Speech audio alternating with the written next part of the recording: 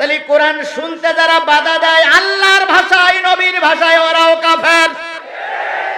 তাহলে কোরআন শুনতে যারা বাধা দেবে, কোরআন শুনতে যারা নিষেধ করবে, আল্লাহর ভাষায় যদি ওরা কাফের হয়, এই জাতীয় কাফের আমরা কেউ হতে চাই না। যদি কোরআন গোপন করি আমার যেতে হবে কোন জায়গায়? জাহান্নামে।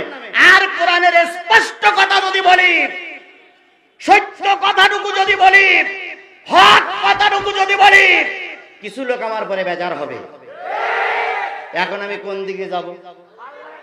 মহা বিপদে আমি এখন। হ্যাঁ, আচ্ছা, হক পথে গেলাম, আপনাদের কথাই শুনলাম, মঞ্চে এসে পুলিশে আমার ধরে নিয়ে গেল। কেউ আমার সঙ্গে যাবে না, আমার সন্তান যাবে না, আমার ছেলে মেয়ে যাবে না, আমার বিবি বাচ্চা যাবে না, আমার গোষ্ঠীর কেউ যাবে না। সুতরাং কারোর মন জয় করার জন্য আমি ওয়াজ করতে আসিনি, আমি আল্লাহর কোরআন বলার জন্য এসেছি।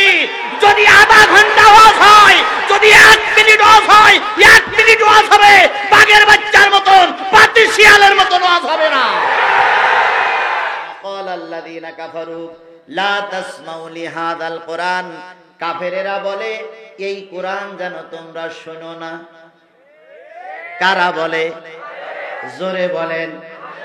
এ জাতীয় কাফের পৃথিবীতে নাই, এ জাতীয় কাফের পৃথিবীতে নাই, এ জাতীয় কাফের পৃথিবীতে নাই। আছে? যদি পৃথিবীতে থাকে বাংলাদেশে নাই। বাংলাদেশে এ জাতীয় কাফের আছে? কোন জায়গায় আছে? বলে এইখানেই আছে। কাফেরেরা বলে কোরআন শোনা না। তাহলে কোরআন শুনতে যারা নিষেধ করে এরাই কুফরি কাজ করে। ওয়ালগাউ ফীহি লাআল্লাকুম তাগলিবুন, কোরআন শুনতে বসে গেছো, যদি কোন রকম উলট পালট হয়ে যায়, তোমার দোষটা যদি সমাজের কাছে প্রস্ফুটিত হয়ে যায়, এমন হট্টগোল শুরু করো যাতে কোরআন মানুষ শুনতে না পারে। তাহলে কোরআন শুনতে যারা বাধা দেয় আল্লাহর ভাষায় নবীর ভাষায় ওরাও কাফের। তাহলে কোরআন শুনতে যারা বাধা দেবে, কোরআন শুনতে যারা নিষেধ করবে, আল্লাহর ভাষায় যদি ওরা কাফের হয়, এই জাতীয় কাফের আমরা কেউ হতে চাই না। হতে চাই? আমরা কিওয়ালা হতে চাই? জোরে বলেন, কিওয়ালা হতে চাই? কোরআনওয়ালা হতে চাই। সেই কোরআনওয়ালা যারা, তাদের সামনে আমি আজকে টাকনুর নিচে কাপড় পরলে কে খুশি হয়? আমার কথা বুঝতে হবে, এখানে আলেম ওলামা আছে। টাকনুর নিচে কাপড় পরলে কে খুশি হয়? আর টাকনুর উপরে কাপড় পরলে কে খুশি হয়? এখন টাকনুর নিচে কাপড় পরলে বিপদ। টাকনুর নিচে কাপড় পরলে কেউ বলে মৌলবাদ, কেউ বলে ইসলামের লোক, কেউ বলে তালেবান, কেউ বলে হেফাজত, কেউ বলে তাবলীগ, কেউ বলে সরমনা, কেউ বলে ফুরফুরা। টাকনুর নিচে কাপড় পরলে, টাকনুর উপরে কাপড় পরলে, আর টাকনুর নিচে কাপড় পরলে শয়তান খুশি হয়ে যায়। নবী আমার বলেন, যেই ব্যক্তি টাকনুর নিচে কাপড় পরবে, যতটুকু জায়গা কাপড় দিয়ে ঢাকা থাকবে, তাই নামাজের সময় হোক আর বাইরের সময় হোক, ওই জায়গাটা যাবে জাহান্নামে। তাহলে আল্লাহর আইন মানতে গেলে সমাজপতিদের কাছে দোষী, আর সমাজপতিদের মন জয় করতে গেলে আল্লাহর কাছে দোষী। তাহলে এখন আমরা যাব কই? কোথায় যাব বলেন? এখন আমাকে ডেকে আনা হয়েছে কোরআন বলার জন্য, তাই না ভাই? এখন যদি কোরআন বলি, তাহলে হয়তো কিছু লোকের উলট পালট একটু গায়ে লাগতে পারে, তারা খেপে যাবে। আবার যদি কোরআন না বলি, কিয়ামতের দিন আল্লাহ আমার ঘাট ধরে জাহান্নামে দেবে, তখন আমার ঠেকাবে কেডা? মহা বিপদে আছি ভাই। ডাইনে বিপদ, বামে বিপদ, সামনে বিপদ, পিছনে বিপদ। মানে কোরআন বললেও জ্বালা, না বললেও জ্বালা। আল্লাহ বলতেছেন, ইন্নাল্লাযীনা ইয়াকতুমুনা মা আনজালাল্লাহু মিনাল কিতাব ওয়া ইয়াশতারুনা বিহি সামানান কলিলা উলাইকা মা ইয়াকুলুনা ফি বুতুনিহিম ইল্লান নার ওয়া লা ইউকাল্লিমুহুমুল্লাহু ইয়াওমাল কিয়ামাতি ওয়া লা ইউযাক্কিহিম ওয়া লাহুম আযাবুন আলীম। নিশ্চয়ই যে বা যাহারা আসমানি গ্রন্থ কেতাব গোপন করে। হুজুর ভালো করে খেয়াল করে নত্বটা, ভুল হলে বলে দিন, আপনারা আলেম মানুষ, সাধারণ মানুষ শুধু বলতে পারবে না। ইন্নাল্লাযীনা ইয়াকতুমুনা মা আনজালাল্লাহু মিনাল কিতাব, নিশ্চয়ই যাহারা গোপন করে, মা আনজালাল্লাহু মিনাল কিতাব, আসমান থেকে আল্লাহ যে কিতাব নাজিল করেছে ওই কিতাব যে বা যাহারা গোপন করে।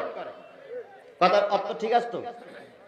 উলাইকা মা ইয়াকুলুনা ফি বুতুনিহিম ইল্লান নার, কোরআন গোপন করিয়ে যারা পেটে খায় পকেটে নেয়।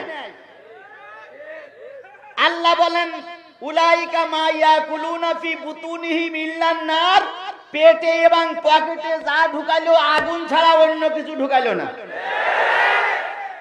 বিপদ কোন জায়গায় দেখেন? আল্লাহ বলতেছে কোরআন গোপন করিয়ে যে বা যাহারা পেটে খায় পকেটে নেয়। পেটে খায় কি? ভাত গোশ মাছ। আর পকেটে নাই কি? বাংলাদেশের কোন বক্তা বক্তৃতা করিয়ে টাকা না নিয়ে বাড়ি যায় এরম বক্তা কেউ আছে? আর কোন বক্তা না খেয়ে বাড়ি যায় এরম বক্তা কেউ আছে? আমার আল্লাহ তাই বলতেছে, যেই বক্তা, যেই পীর, যেই হুজুর, যেই বুজুর্গ আমার কোরআন গোপন করলো, বিনিময়ে টাকা নিল, বিনিময়ে খেয়ে গেল, পেটের ভিতরে আর পকেটে যা ঢুকালো আগুন ছাড়া অন্য কিছু ঢুকালো না। উলাইকা মা ইয়াকুলুনা ফি বুতুনিহিম ইল্লান নার ওয়া লা ইউকাল্লিমুহুমুল্লাহু ইয়াওমাল কিয়ামাতি। আমি আল্লাহ বলতেছি ওই বক্তার সঙ্গে কিয়ামতের দিন কথা বলবো না। ওয়ালা ইউযাক্কিহিম, তারে পবিত্র করা হবে না। ওয়ালাহুম আযাবুন আলীম, তার জন্য রয়েছে কঠিন আযাব। কথাটা কার? তাহলে আবার বলি শোনেন, আসমানি গ্রন্থ কিতাব গোপন করে যে খেয়ে যায়, নিয়ে যায়, হক কথা বলে না, আল্লাহ কিয়ামতের দিন তার সঙ্গে কি করবে না? তারে আল্লাহ কোন জায়গায় দেবে? আল্লাহ তার পবিত্র করবে না, তারে দেবে জাহান্নামে। এখন আমি মহাবিপদে ভাই, যদি কোরআন গোপন করি আমার যেতে হবে কোন জায়গায়? জাহান্নামে। আর কোরআনের স্পষ্ট কথা যদি বলি, সত্য কথাটুকু যদি বলি, হক কথাটুকু যদি বলি, কিছু লোক আমার পরে বেজার হবে। এখন আমি কোন দিকে যাব? মহা বিপদে আমি এখন। হ্যাঁ, আচ্ছা, হক পথে গেলাম, আপনাদের কথাই শুনলাম, মঞ্চে এসে পুলিশে আমার ধরে নিয়ে গেল। কোন পর্যন্ত যাবেন? না, যদি মামুরা ধরে নিয়ে যায় তাহলে কোন পর্যন্ত যাবেন? থানার সামনে যাবেন, একবার বন্দুকের নল উঁচু করবে, জুতো পায়ে দেওয়ার সময় পাবেন না, শুধু বলবে খোকা বাড়ি হাট, বাড়ি যাওয়াই ভালো, হুজুর বিবাদে পড়ে পড়ুক, আমি ওর মধ্যে নেই। এরকম বলা লোক আছে না নাই?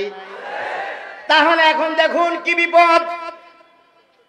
কোরআন বললে আল্লাহ খুশি, শ্রোতা খুশি, কিন্তু কোরআনের হক কথা বললে কিছু লোক খুশি হয় না। এখন আপনি খুশি না হলেন আমার দুঃখ নাই, কিন্তু আমার যদি জাহান্নামে দেয়, আমার সঙ্গে জাহান্নামে যাবেন কেন? একটা লোক হাত তোলেন যে হুজুর আপনি কোরআন গোপন করি আমাদের মন মতন করে ওয়াজ করে যান, যদি আল্লাহ দোজখে দেয় আমি আসি আপনার সাথে। একটা লোক হাত তোলেন। তোলেন? তোলেন? তুলবে না কেউ? তাহলে আমি আপনার মন জয় করার জন্য আল্লাহর কোরআন গোপন করব কেন? কেউ আমার সঙ্গে যাবে না, আমার সন্তান যাবে না, আমার ছেলে মেয়ে যাবে না, আমার ওই বাচ্চা যাবে না, আমার গোষ্ঠীর কেউ যাবে না। সুতরাং কারোর মন জয় করার জন্য নাচ করতে আসিনি, আমি আল্লাহর কোরআন বলার জন্য এসেছি। যদি আধা ঘন্টা ওয়াজ হয়, যদি 1 মিনিট ওয়াজ হয়, 1 মিনিট ওয়াজ হবে, বাঘের বাচ্চার মতন, পাতি শিয়ালের মতন ওয়াজ হবে না।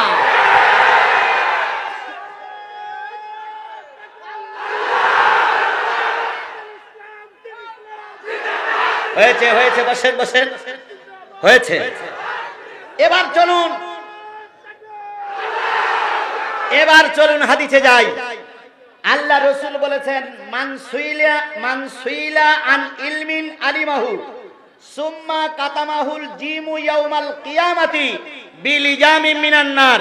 কোন ব্যক্তিকে ডেকে আনা হলো, এই মুসলমান ভালো করে শোনেন, আল্লাহ নবী বলেন কোন মুসলমানকে ডেকে আনা হলো কোরআন এবং হাদিস বলার জন্য, যদি কোরআন হাদিস জানার পরে ওই মুসলমান কারো চোখ রাঙানোর ভয়ে, চাকরি যাওয়ার ভয়ে, অর্থ যাওয়ার ভয়ে যদি ওই মুসলমান আল্লাহর কোরআন গোপন করে যায়, কিয়ামতের দিন আগুনের কেউসি দিয়ে জিহ্বা কেটে আল্লাহ পাক জাহান্নামে নিক্ষেপ করবে।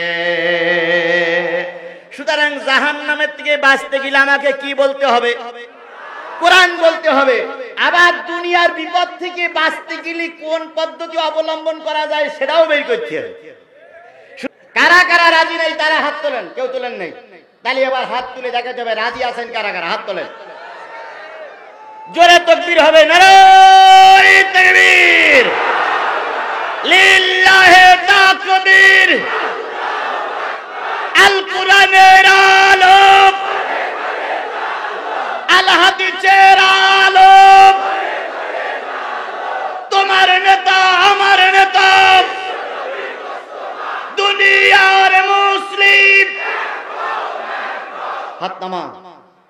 আচ্ছা, আপনার সামনে হাত তুলিনি কে, সেই লোকটা একটু দেখাই দেন তো। সবাই উঠাইছেন না? কি শুনবেন? কতক্ষণ? হুজুর থাকবে যতক্ষণ, হুজুর থাকবে যতক্ষণ আপনারাও থাকবেন।